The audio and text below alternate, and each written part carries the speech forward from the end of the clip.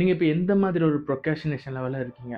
Or else நான் ஒரு ஒர்க்கை ஸ்டார்ட் பண்ணுறேன். பட் அந்த ஒர்க்கில் என்னோட ஃபோக்கஸ் கொஞ்ச நேரம் கழித்து மொத்தமாக ஒரு நான் ப்ரொடக்டிவ் ஒர்க்கில் போய் அதில் போய் ட்ராப் ஆயிடுறேன். அண்டு அதில் என்னோட ஹோல் வேஸ்ட் ஆயிடுது. இந்த மாதிரி நினச்சிட்டு இருந்தீங்கன்னா, எஸ் நானும் அது மாதிரி தான் இருந்தேன்.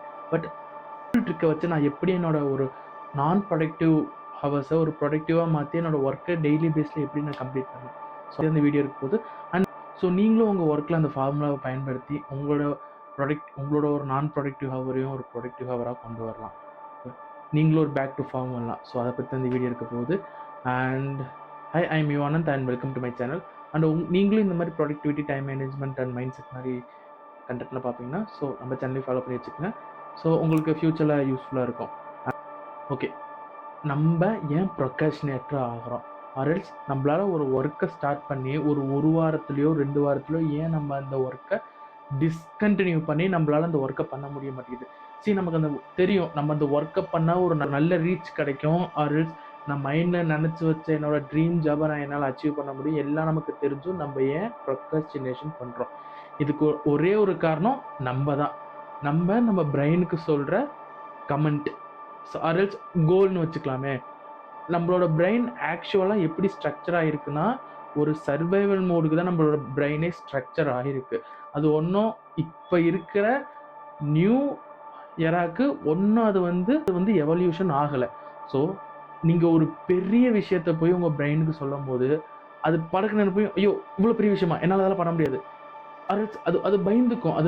அது ஒரு சர்வைவல் மோடுக்கு போயிடும். ஒரு சர்வைவல் மோடுக்கு போச்சுன்னா என்ன ஆகும்? ஸோ நீங்க சொல்றீங்க, ஓகே நான் ஒரு ஒரு 2 வருஷத்துல 3 வருஷத்துல ஒரு பெரிய கம்பெனி ஆரம்பிக்கணும். அதாவது நான் ஏதோ ஒரு பெரிய பிக் கோலை நீங்க செட் பண்றீங்க. என்ன ஆகும்னா பட்டுன்னு அது வந்து வேணாம், நீ இல்லாத பண்ண வேணாம்.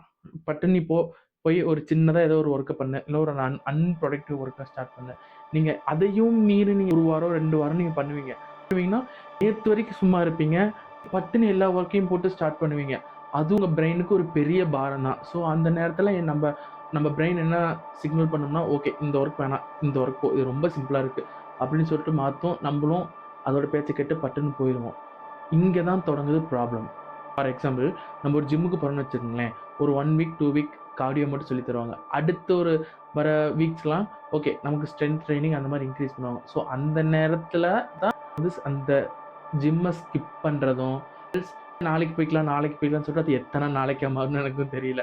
அந்த நாளைக்குன்னு சொல்லிட்டு அங்க போறதும், ஸோ அப்படியே போய் தான் நம்ம அந்த ஜிம்முக்கு போற ஹேபிட்டை நம்ம ஸ்கிப் பண்ணுவோம்.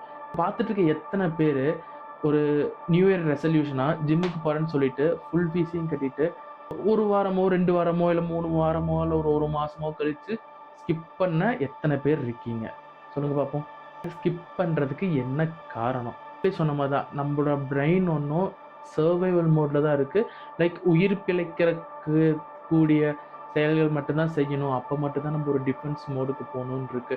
லைக் யோசிச்சு பாருங்க, நேத்து வரைக்கும் நம்மளோட பிரெயின் ஒரு சேஃப் மோட்லயே தான் இருக்கும். லைக் ஒரு ஒரு சைலண்ட் மோட்லயே தான் இருக்கும். பட்டு நீங்க இன்னைக்கு வந்து நான் இன்னைக்கு இதெல்லாம் பண்ண போறேன்னு சொல்லிட்டு எடுத்தோடனே டம்ப் மேல டம்பா போட்டீங்கன்னா, அதுக்குன்னு ஒரு டிஃபென்ஸ் மோடுக்கு போய் ஃபுல்லாலாம் ஒர்க் ஆகாது. உங்க பிரெயின் ஃபுல்லா ஸ்ட்ரெஸ் ஆயிரும். இதே சிச்சுவேஷன்ல தான் நானும் இருந்தேன். லைக் ஒரு 2 மந்த்ஸ் முன்னாடி தினைக்கும் ஜாக்கிங் போனேன். அண்ட் வந்தோனே உடனே டீப்பா என்னோட ஒர்க்ல நான் ரெஃப்ரெஷ் ஆயிட்டு டீப்பா ஒர்க்ல ஃபோக்கஸ் பண்ணேன். அப்ப நான் வந்து வாரத்துக்கு யூடியூப்க்கு 3 வீடியோ போடுறேன்னு சொல்லி ஒரு 1 வாரம் பண்ணியிருப்பேன். உடனே என்னோட பிரெயின் என்ன சொல்லுச்சு, "நோ இது ரொம்ப கஷ்டமா இருக்கு. இது வேணாம். ஃபோன நோண்டு." அவ்வளோதான். ஒரே வாரத்துல நான் ப்ரோக்ராஸ்டினேஷன் மோடுக்கு போயிட்டேன். லைக் அங்க நான் பண்ண பெரிய தப்பு என்னன்னா, நான் ஒரு பெரிய கோல அங்க நான் செட் பண்ணதான். பட் இப்ப நான் என்ன பண்ணியிருக்கேன்னா, வீக்லி அத நான் குறைச்சுக்கிட்டேன். என்னோட கோல என்னோட என்னோட என்னோட ஃபோக்கஸ் எல்லாமே வீக்லி 3 வீடியோஸ் போடுறதுக்கு தான். பட் என்னோட பிரெயின் சேஃப் மோட்லயே தான் இருக்கு. இன்னும் டிஃபென்ஸ் மோடுக்கு மாறுறதுக்கு இன்னும் ட்ரெயின் ஆகல. ஸோ அதுக்காக நான் என்ன பண்றேன்னா, வீக்லி 1 வீடியோ போட்டு போக போக கிராஜுவலா இன்க்ரீஸ் பண்ணலாம். இப்படி தான் நம்மளோட கோல கிராஜுவலா இன்க்ரீஸ் பண்ண முடியும்.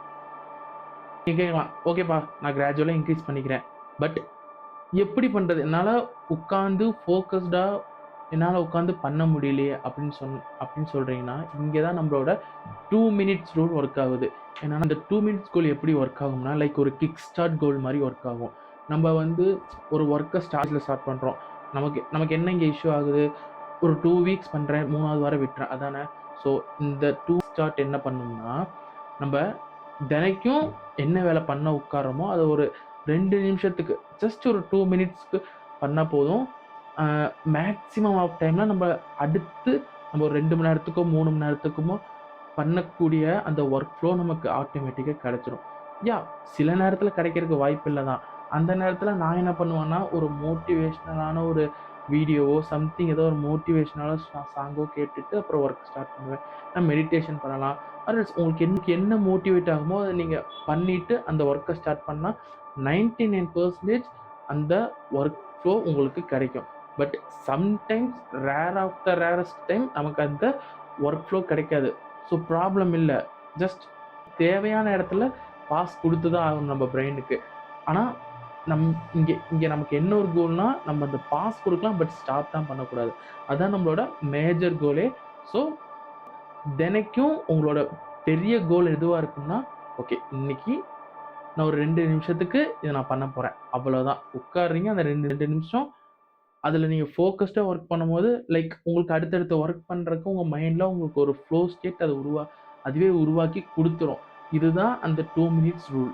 நீங்கள் இந்த 2 மினிட்ஸ் ரூலை உங்களோட ஒர்க்கில் நீங்கள் இன்க்ளூட் பண்ணுங்கள். உங்களால் ஒரு ப்ரொக்ராஸ்டினேஷன் பண்ணி என்னால் இந்த ஒர்க்கை பண்ண முடியல, சம்திங் என்னால் அது ஃபோக்கஸ்டாகவே இருக்க முடியல, இந்த மாதிரி சுச்சுவேஷனில் நீங்கள் இந்த 2 மினிட்ஸ் ரூலை நீங்கள் வந்து உங்களோட ஒர்க்கில் நீங்கள் போட்டு பாருங்கள்.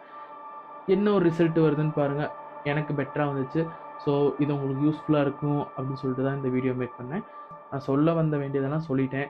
ஸோ நீங்களும் உங்களோட ப்ரொக்ராஸ்டினேஷனை அடித்து துவம்சம் பண்ணுறதுக்கு இந்த 2 மினிட்ஸ் ரூலை ட்ரை பண்ணி பாருங்கள்.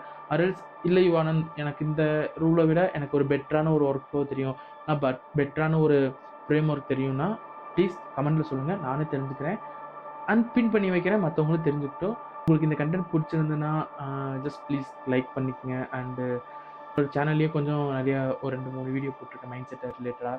ஸோ உங்களுக்கு இன்ட்ரெஸ்டடாக இருந்தால் போய் அதையும் பாருங்கள். அண்ட் கொஞ்சம் நான் நல்ல நல்ல கண்டென்ட்டாக போடுறேன். அண்ட் மறக்காமல் சப்ஸ்கிரைப் பண்ணி வச்சுக்கோங்க, ஃபாலோ பண்ணுங்கள், சப்போர்ட் பண்ணுங்கள்.